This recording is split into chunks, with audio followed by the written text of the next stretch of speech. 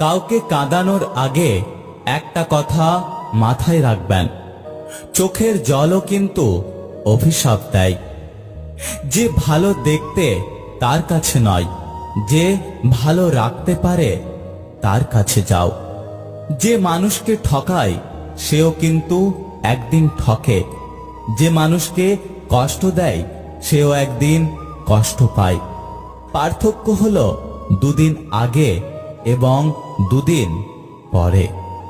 যদি তুমি সত্যি কারোর সাথে সম্পর্ক ভালোভাবে রাখতে চাও, তাহলে তুমি সবসময় সেটা বিশ্বাস করো যেটা তুমি তার সম্পর্কে জানো।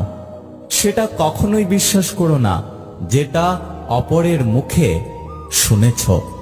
চায়ের কাপে ভেজানো বিস্কুটটাও একটা শিক্ষা দেয়। কারোর প্রতি এতটা ডুবে যেও না যাতে